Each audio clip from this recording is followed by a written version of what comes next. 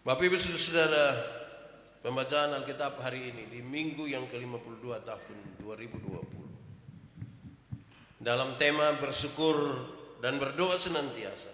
Firman Tuhan telah ambil dari surat Kolose pasal 1 ayat 3 sampai ayat yang ke-14. Kolose pasal 1 ayat 3 sampai ayat yang ke-14. Ucapan syukur dan doa. Kami selalu mengucap syukur kepada Allah, Bapa Tuhan kita Yesus Kristus, setiap kali kami berdoa untuk kamu. Karena kami mendengar tentang imanmu dalam Kristus Yesus dan tentang kasihmu terhadap semua orang kudus. Oleh karena pengharapan yang disediakan bagi kamu di sorga. Tentang pengharapan itu telah lebih dahulu kamu dengar dalam firman kebenaran, yaitu Injil yang sudah disampaikan kepada kamu. Injil itu berbuah dan berkembang di seluruh dunia. Demikian juga di antara kamu sejak waktu kamu mendengarnya dan mengenal kasih karunia Allah dengan sebenarnya. Semuanya itu telah kamu ketahui dari Epafras, kawan pelayanan yang kami kasihi, yang bagi kamu adalah pelayan Kristus yang setia. Dialah juga yang telah menyatakan kepada kami kasih-Mu dalam roh. Sebab itu sejak waktu kami mendengarnya, kami tiada berhenti-henti berdoa untuk kamu. Kami meminta supaya kamu menerima segala hikmat dan pengertian yang benar untuk mengetahui kehendak Tuhan dengan sempurna, sehingga hidupmu layak di hadapannya serta berkenan kepadanya dalam segala hal, dan kamu memberi buah dalam segala pekerjaan yang baik dan bertumbuh dalam pengetahuan yang benar tentang Allah, dan dikuatkan dengan segala kekuatan oleh kuasa kemuliaannya untuk menanggung segala sesuatu dengan tekun dan sabar, dan mengucap syukur dengan bersukacita kepada Bapa yang melayakkan kamu untuk mendapat bagian dalam apa yang ditentukan untuk orang-orang kudus di dalam kerajaan terang. Ia telah melepaskan kita dari kuasa kegelapan dan memindahkan kita ke dalam kerajaan anaknya yang kekasih. Di dalam Dia kita memiliki penebusan kita, yaitu pengampunan dosa. Demikian firman Tuhan. Berbahagia setiap orang yang mendengar firman, memelihara dan melakukan dalam hidup setiap hari. Haleluya. Haleluya. Haleluya. Haleluya. Bapak Ibu Saudara-saudara, shalom. Sekali lagi shalom. Bersyukur dan berdoa senantiasa. Saya kira memang betul. 2020 ini hampir-hampir semua yang kita rencanakan sejak awal tahun justru menjadi berubah dalam banyak hal. Tapi kalau kita masih ada sampai hari Minggu yang terakhir tahun 2020, dalam naik turun, susah senang, menangis dan tertawa, mestinya kita bersyukur. Bersyukur karena kita masih ada hingga hari ini. Saudara-saudara, ada seorang pedagang yang benar-benar sibuk untuk berurusan dengan dagangannya. Dari pagi sampai malam, pagi sampai malam. Dia bekerja. Dia menjual hasil dagangannya, dia mencatat semuanya dengan baik. Terus menerus, tapi dia merasa dia tidak bahagia. Dia merasa dia habis dalam sebuah rutinitas yang melelahkan sekali. Sampai satu saat dia sedikit putus asa dan dia melepaskan itu pekerjaan. Dia coba pergi di tengah-tengah para buruh, orang-orang pinggiran, yang dilihat mereka kok bisa tidur lebih nyenyak dari dia. Dia coba perhatikan dan coba mengambil bagian sedikit dalam pekerjaan para buruh dan orang-orang pinggiran. Dia stres. Kenapa? Kok ini kerja macam pemberat lagi. Sepertinya untuk mendapatkan makanan satu piring saja kok susah minta ampun, harus bekerja siang malam. Diperintah sana sini dan seterusnya. Dia stres juga. Dia pindah. Dia pikir mungkin yang paling baik ini adalah orang-orang yang meminjamkan uang. Dia coba pergi ke orang-orang yang meminjamkan uang. Dia coba ambil bagian di situ. Dia coba lihat. Dia berharap dia bahagia dengan itu. Ternyata tidak juga. Dia lihat mereka yang meminjamkan uang ini stres juga. Waktu pinjam banyak yang datang. Waktu pengembalian itu dia yang cari kembali itu. Dia stres juga. Hari-hari dari para peminjam uang disibukkan dengan penagihan. Sampai orang ini kemudian menjadi lelah sekali. Ketika dia sampai di satu hutan dan dia ingin untuk sedikit beristirahat, baru berpikir lagi melakukan apa-apa. Tiba-tiba dia dengar ada satu suara dengan agak keras bilang begini, Tuhan, terima kasih. Terima kasih karena Engkau menyertaiku hari ini. Dan sekarang aku mau tidur, aku mohon pimpinanmu. Dia lihat, ada satu orang parubaya yang dengan hati yang riang, wajah yang bersinar ceria. Dia tidur di rumput di hutan di mana orang ini ada. Dia rasa ini orang ini bahagia. Dia datang kepada orang itu. Dia bilang, kawan, boleh saya tidur di samping? Boleh. Boleh, tapi Jambu Sonto agak jauh sedikit. Saya lihat kawan ini bahagia sekali. Iya. Kenapa saya tidak mengalami seperti yang saudara rasakan? Saudara ini kerja apa sih? Sampai kemudian begitu bahagia. Ini orang ini jawab bilang begini. Kamu tidak perlu tahu saya kerja apa. Tidak perlu. Saya ini kerja apa saja yang bisa saya kerjakan. Saya tidak punya pekerjaan tetap. Tapi setiap hari saya bekerja. Kunci dari kebahagiaan saya adalah saya melakukan semua pekerjaan itu sampai tuntas. Dan apa yang harus saya kerjakan dengan sukacita. Titik di situ. Cerita pendek ini menolong kita untuk memahami. Bukan soal apa yang kita kerjakan, tapi hati yang melekat pada apa yang kita kerjakan. Itu baru buat kita bisa tidur. Itu yang membuat kita bisa berdoa dan bersyukur. Itu yang membuat kita bisa menikmati semua yang Tuhan izinkan buat kita melalui pekerjaan itu. Saudara, Paulus menulis surat Kolose ketika dia ada dalam penjara. Waktu dia menerima berita bahwa di dalam jemaat itu ada guru-guru palsu yang mengajar kepada mereka, kepada jemaat di Kolose ajaran yang salah. Harusnya Paulus punya alasan untuk tidak peduli kepada jemaat di Kolose. Toh bukan dialah yang pergi dan menginjil jemaat di Kolose. Toh dia harus dimengerti karena dia ada di dalam penjara. Dia punya alasan untuk tidak perlu memperhatikan mereka. Apalagi untuk berkomunikasi dengan jemaat itu sesuatu yang susah sekali karena tidak secanggih hari ini. Tapi perhatiannya yang besar kepada jemaat itulah yang saya kira menjadi penting. Kenapa?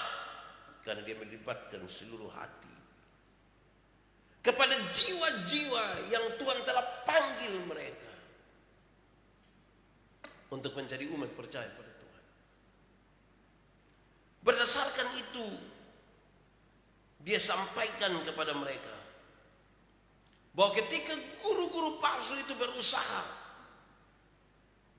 untuk menyampaikan sesuatu yang tidak benar tentang keselamatan, tentang Yesus Kristus, Bahkan meminta kepada jemaat-jemaat untuk menyembah roh-roh yang menguasai alam semesta ini. Paulus bilang, jangan sekali-kali kamu melakukan itu. Tidak boleh. Jiwamu terlalu berharga. Okelah, ada masalah, tapi jiwamu itu berharga. Kamu jangan sekedar taat pada peraturan-peraturan agama tentang sunat, tentang pantangan-pantangan, tentang hari raya, tentang boleh makan ini atau itu. Kamu jangan hanya tersandra di situ. Tetapi hatimu supaya tetap penuh dengan syukur dan doa. Maka engkau harus terpaut kepada Yesus Kristus. Karena hanya Yesus Kristus yang mampu dan sanggup memberikan kesempurnaan dari keselamatan yang dicari oleh banyak orang. Kita punya tema sudah jelas, bersyukur dan berdoa. Senantiasa, itu kan soal waktu saja. Berdasarkan tema ini, mari kita belajar bersama beberapa hal. Pertama, bersyukur. Renungkanlah dalam-dalam hari ini, saudara, kenapa kita mesti bersyukur. Kenapa kita mesti bersyukur?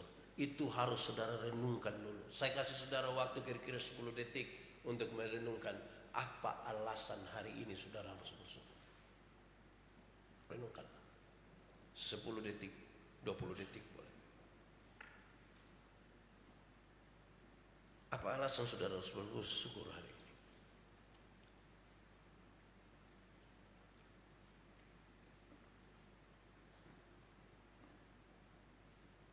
Masing-masing kita telah menemukan jawaban. Kenapa dia harus bersyukur? Alasan apa dia bersyukur? Dan untuk menegaskan itu saya ingin sampaikan. Kita mesti bersyukur karena kita mendapatkan berkat. Kenapa saya sebut berkat mendahului? Saya memahami berkat sebagai ada campur tangan Allah di situ. Ada juga yang kita kerjakan. Kita tanam, kita siram, Tuhan menumbuhkan dan memberi hasil. Ini soal ada yang kita kerjakan, ada yang Tuhan kerjakan. Hasilnya saya sebut berkat. Kenapa kita bersyukur? Karena ada berkat, Pak. Ada berkat. Memang tidak seperti tahun lalu, Pak, tapi berkat ada. Memang tidak banyak dan tidak mewah, Pak, tapi berkat ada. Memang agak susah-susah sedikit, tapi berkat ada, Pak. Hujan kemarin tuh Bapak seng bocor kok, potong geser-geserin tempat tidur dong, Pak. Tapi kami masih ada rumah itu. Itu alasan kita bersyukur, karena ada berkat. Memang ada susah-susah sedikit, tapi ada berkat. Kedua, kita bersyukur karena ada anugerah. Saya sengaja membedakan berkat tadi karena campur tangan. Ada kita, ada Tuhan. Tapi yang kedua, karena ada anugerah. Anugerah itu saya mengerti sebagai sebuah pemberian cuma-cuma. Ada yang Tuhan kasih kita dan cuma-cuma, dan saya terima itu, dan harusnya saya bersyukur sekali hari ini Pak Pendeta. Kenapa? Karena saya diselamatkan. Saya kira itu harus mendahului semua. Karena saya diselamatkan oleh Tuhan. Yesus Kristus telah hadir di tengah-tengah dunia dan mau menyelamatkan kita. Dan dia sudah bekerja untuk itu. Saya bersyukur. Ada hal yang memang kita hanya bisa terima saja. Dan itu pemberian Tuhan dengan cuma-cuma. Ada matahari pagi. Ada hidup. Itu luar biasa. Itu mestinya bersyukur, ya. Ya tidak usah mengeluh lah. Karena ada alasan kita bersyukur. Dari dua hal ini, saudara, lantas saya memberi kesimpulan Berdasarkan pemahaman teks ini, saya menyimpulkan saudara-saudara bahwa bersyukur itu adalah semua hal dari manusia, pikiran, perkataan, perbuatan manusia dalam situasi apapun yang menyenangkan Allah dan bukan untuk menyenangkan dirinya sendiri. Itu namanya bersyukur. Saya ulang perlahan-lahan biar ini menjadi pesan di akhir tahun ini. Bersyukur itu ialah semua hal dari manusia, semua hal yang dipikirkan, yang diucapkan, yang dilakukan oleh manusia dalam situasi apapun yang menyenangkan Tuhan Allah, bukan yang menyenangkan hatinya. Kadang-kadang yang buat kita senang belum tentu buat Tuhan senang. Amin kok. Jadi orang yang bertindak dalam syukur, berkata-kata dalam syukur, berpikir dalam syukur, semua itu menyenangkan Tuhan, tidak menyenangkan dirinya. Masing-masing kita bisa koreksi diri. Apakah memang pikiran, perkataan, perbuatan ini ada sesuatu yang sudah menyenangkan Tuhan, atau justru belum? Kalau itu masih menyenangkan diri sendiri, itu kita belum bersyukur. Kita belum menikmati hidup ini. Kenapa? Syukur itu diperlukan untuk kita menikmati hidup ini dengan baik. Syukur itu yang membedakan kita tentang cara pandang kita terhadap sesuatu yang terjadi di tengah-tengah hidup ini. Mari bersyukur kepada Tuhan. Kedua, tentang doa. Mengapa kita harus berdoa? Apa yang membuat kita mestinya berdoa? Pertama, saudara, kita mesti berdoa itu karena kita butuh Tuhan. Sebab 1 menit ke depan ini kita tidak tahu apa yang terjadi. 1 menit ke depan kita tidak tahu apa yang akan terjadi. Jangan pikir ketika saya omong bilang nanti apa yang terjadi, ini berarti Pak 1 menit lagi kita mati. Yang terjadi itu kan bukan soal mati atau tidak mati. Tapi kita tidak tahu apa yang ada di depan kita, bahkan dalam waktu yang paling dekat sekalipun. Itu kita tidak tahu. Dan karena itu kita butuh berdoa, mengikat diri kita kepada Tuhan, membiarkan seluruh pikiran dan perasaan kita Tuhan kuasai. Karena ada 1 detik ke depan ini kita tidak tahu. Kedua, saudara-saudara, kenapa kita mesti berdoa? Karena dalam banyak situasi hidup yang kita alami, kita tidak tahu apa yang paling benar untuk bisa kita lakukan. Harus jujur. Situasi-situasi kita memperhadapkan kita pada pilihan-pilihan. Coba kalau hanya 2 pilihan, mungkin agak sedikit lebih gampang untuk kita ambil keputusan. Tapi mungkin ada banyak sekali pilihan yang diperhadapkan pada kita dalam segala situasi, senang maupun dalam segala situasi susah kita. Kita tidak tahu. Saya ingin mengatakan kita tidak tahu itu bukan karena kita tidak bisa mengambil keputusan, karena kita dilematis, tetapi lebih dari itu, bahwa apa yang sesungguhnya menurut kita benar belum tentu itu yang dianggap Tuhan sebagai kebenaran. Karena itu saya pakai kata ini, kita tidak tahu. Kadang-kadang yang kita butuhkan itu justru itu hanya sebuah keinginan, dan Tuhan bilang bukan itu. Padahal kita rasa kok ini sudah yang paling mendesak dan ini kebutuhan saya, harusnya Tuhan berikan pada saya. Dan kita kira itulah sudah yang harus kita dapatkan. Tuhan bilang, tidak. Karena itu tidak pas sesungguhnya dengan apa yang saudara butuhkan. Apa yang kita butuhkan.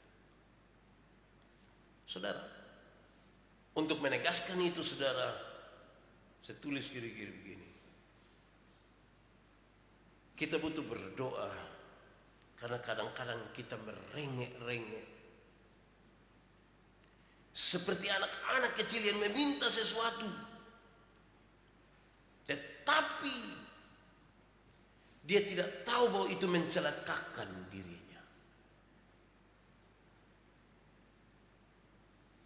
Memang merengek-rengek kepada Tuhan itu seringkali kita lakukan.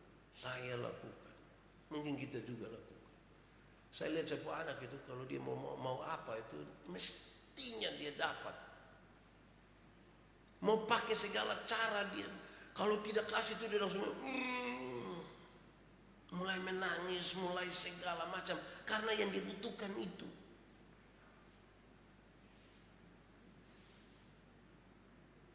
Tanggal 24 itu dia mati-mati mau petasan. Hai. Ada larangan. Tidak usah main petasan, tapi kita main bakas takuju. Ada di situ, papa di situ, wah, ke petasan toh, murah, meriah, penuh keakraban. Dan sedikit lagi orang bilang kamu mungkin punya masalah kesehatan. Tapi kalau kita semua apa ya kira-kira kayak anak kecil itu tuh merengek-rengek. Kalau belum dapat itu kita cari perkara. Kadang-kadang itu saya lihat sebuah anak itu, kalau mereka mau cari perhatian dari saya karena meminta sesuatu belum dapat, dong sengaja dong yang bakorek. Kenapa itu? Itu dong setahu waktu sudah. Apalagi kalau ibu yang bilang, kenapa itu? Saudara, saya kira ini hal serius. Kita ini kan tuntutannya sangat tinggi, apalagi kalau kita ada dalam masalah. Paling tidak tuntutan pertama, menyangkut waktu. Siapa yang sakit kalau dengan Tuhan? Kalau bisa saya sakit kira-kira barang 3 tahun cukup saya Tuhan ya. Berhitung dari 3 tahun, dari sekarang sampai 3 tahun. Ada yang berani berdoa begitu kok? Kan kita pun mau tuh kalau doa itu berarti kan langsung seto. Tidak ada yang akan minta lebih lama. Dan karena itu kita merengek-rengek Tuhan kalau bisa lebih cepat, kalau bisa lebih cepat, kalau bisa lebih cepat. Kedua, kita merengek-rengek untuk mendapatkan sesuatu yang kelihatan. Ada beberapa orang muda telepon saya, ketemu saya Pak Pendeta, kita pacaran sekian lama tapi saya rasa nih Pak dia ada di orang lain. Baik kalau begitu. Jadi hukum pakar mana kok dia bisa datang? Apa artinya dapat dia pun badan tapi tidak dapat dia pun hati? Tapi kita ini kan terhibur dengan sesuatu yang kelihatan saja. Tapi tidak dengan.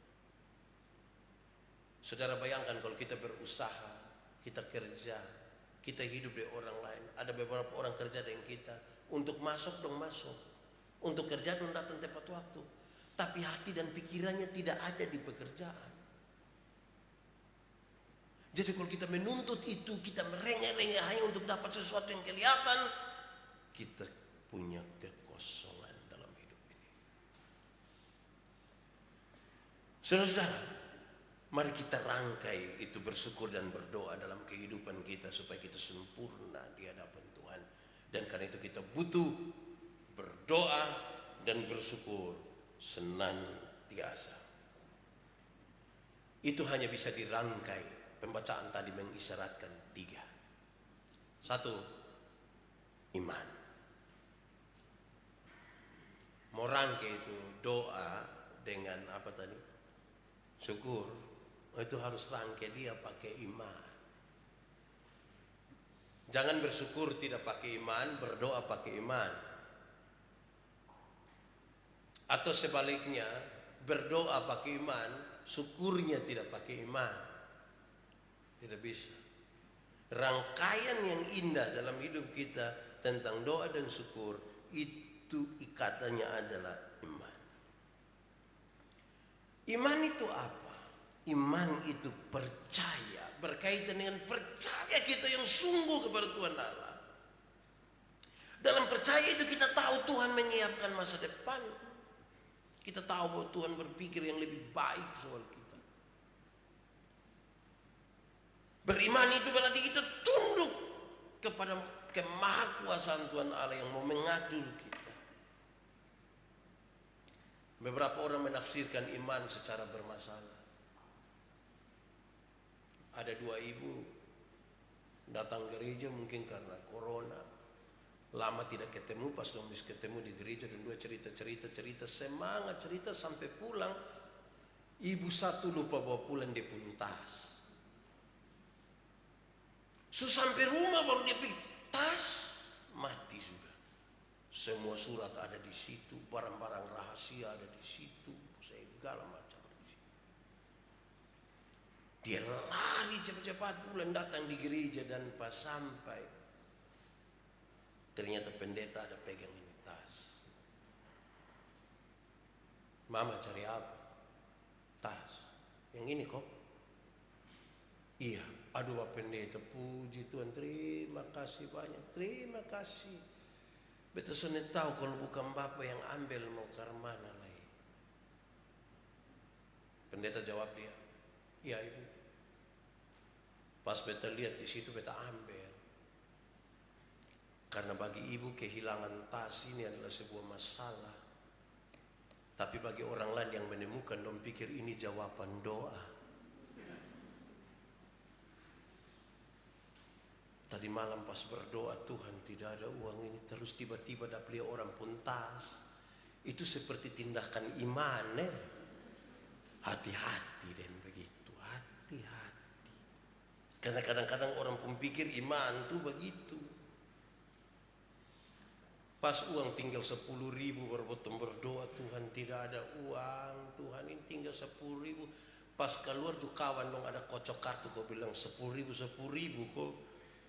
Ini jalan Tuhan ini, Pak. Lebih perinti sudah, itu bukan tindakan iman. Iman itu sebuah kepasrahan. Silakan Tuhan atur. Kita hanya bisa merangkai itu doa dan syukur itu dalam iman. Itu baru kita nikmatin hidup. Kita melewati tahun 2020 dan penuh harapan. Pasti ada masalah, saudara, tapi mari kita membangun sebuah kekuatan iman. Dan doa serta syukur tetap akan bisa dijalani. Kedua, saudara-saudara, pengharapan. Iman, yang kedua apa? Pengharapan. Kita bisa merangkai ini syukur, merangkai ini doa ini di dalam pengharapan. Pengharapan itu apa? Pengharapan itu adalah arah. Arah dalam perjalanan hidup orang-orang percaya. Kalau saudara punya pengharapan, pertanyaan penting adalah arah saudara dan saya itu kemana? Kepada Tuhan atau kepada hal-hal terbatas? Perang dunia kedua menghasilkan ada banyak orang di penjara. Seorang psikolog berusaha untuk meneliti kira-kira yang pasti akan bertahan hidup itu yang mana. Dia punya sebuah kesimpulan awal bahwa pasti yang akan bertahan hidup itu adalah mereka yang punya badan bagus-bagus, yang kekar, yang masih muda. Karena secara fisik mereka sangat kuat. Masuk 6 bulan, masuk 1 tahun kemudian, ternyata yang kuat-kuat itu mulai jatuh satu-satu, meninggal dunia. Justru yang tua-tua dong itu yang agak bertahan. Ini membuat dia harus memberi banyak sekali pertanyaan baru. Yang membongkar apa yang membuat sampai tua-tua ini bisa bertahan. Ini terlepas dari kemahakuasaan Tuhan yang bisa menentukan. Tapi kemudian dia menemukan sebuah jawaban bahwa kenapa mereka lebih bertahan. Karena ada harapan di depan. Dia terus berharap. Saya percaya bahwa saya akan keluar dari sini yang baik. Saya percaya Tuhan akan tolong saya. Saya ingin keluar dan berjumpa kembali dengan istri, dengan anak-anak. Saya percaya saya akan keluar lagi dan memulai hidup ini dan bangkit lagi. Dia tidak pernah putus asa di situ. Ada seorang anak muda yang duduk dan menangisi hidupnya dan menyesali dirinya. Kenapa saya miskin? Kenapa saya terlahir dari keluarga yang tidak berpendidikan dan membuat saya punya hidup yang seperti ini? Datang satu orang tua. Ini orang tua bilang, dia anak, saya lihat lu sedih sekali. Kenapa? Bapak saya ini rasa saya terlalu miskin. Terlahir miskin. Dan hidup dari bapak mama yang tidak berpendidikan. Kami tidak dianggap di dalam masyarakat. Kenapa saya tidak terlahir seperti orang lain? Orang tua ini bilang begini, kamu tidak miskin. Dia bilang, bapak ngomong ke mana saya tidak miskin. Saya pun keadaan itu jelas saya miskin. Dia bilang, tidak, kamu tidak miskin. Lalu orang tua ini bilang begini, coba engkau pun tangan kiri. Ini anak seorang di pun tangan kiri. Bolehkah saya beli yang kau pun tangan kiri itu dengan harga 100 keping perak? Bapak jangan. Kalau begitu saya kasih naik 1000 keping perak mau saya beli yang kau pun tangan kiri. Bapak mau tawar berapapun saya tidak akan mau. Kan saya pun tangan. Oke. Orang tua ini bilang sekarang engkau coba kali. Tangan kiri. Tangan kanan, kaki, kepala, mata, dan umurmu hingga hari ini. Bukankah ini sebuah kekayaan besar dalam hidup? Ini kekayaan yang selama ini tidak engkau pergunakan dengan harapan yang kuat kepada Tuhan. Engkau simpan diam-diam dan seolah-olah engkau menyesali diri tiap-tiap saat karena engkau miskin. Tidak, engkau kaya karena modal itu Tuhan kasih pada orang yang macam engkau ini. Kalau tiba-tiba dikasih kemewahan, kasih uang, kasih semua, woi, susah. Karena engkau tidak akan pernah menggunakan tanganmu, waktumu, kakimu, pikiran-pikiranmu untuk sesuatu. Karena itu saudara-saudara ingatlah, iman tadi itu punya tantangan, ada pada tantangan tentang kekecewaan kita, kenyamanan kita, kenikmatan duniawi. Kita mau coba-coba beriman kepada Tuhan itu, saudara, tantangan kita itu adalah kenikmatan duniawi, kenyamanan, kekecewaan kita dengan Tuhan. Sekarang ketika kita mau berpengharapan di dalam Tuhan, tantangan kita adalah proses. Menggunakan segala sesuatu supaya kita berproses secara baik di dalam Tuhan. Tapi proses itu tidak berdiri sendiri. Proses berjalan bersama-sama dengan kesetiaan kita. Kesetiaan kepada Tuhan dan kesetiaan kita di dalam proses tiap hari.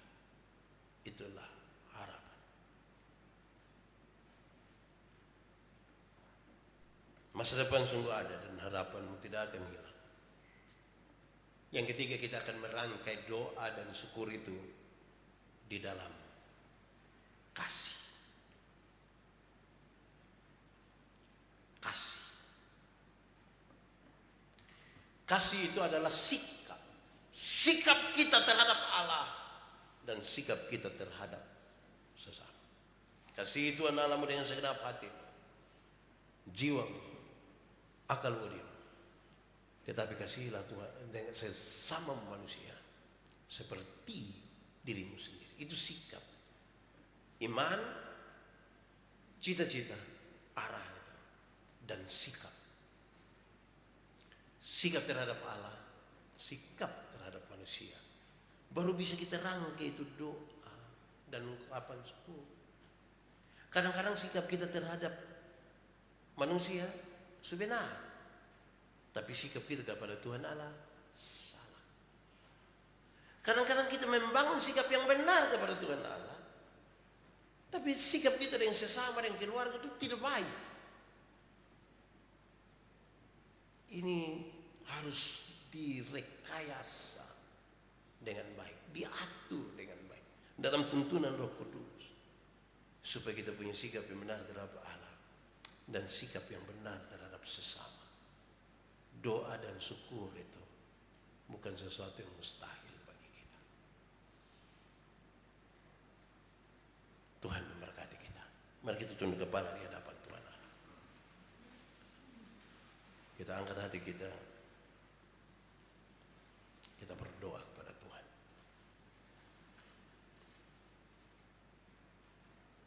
Terima kasih Tuhan. Firman-Mu menolong kami, supaya kami terus bersyukur dan berdoa senantiasa. Kami rangkai itu dalam iman, pengharapan, dan kasih.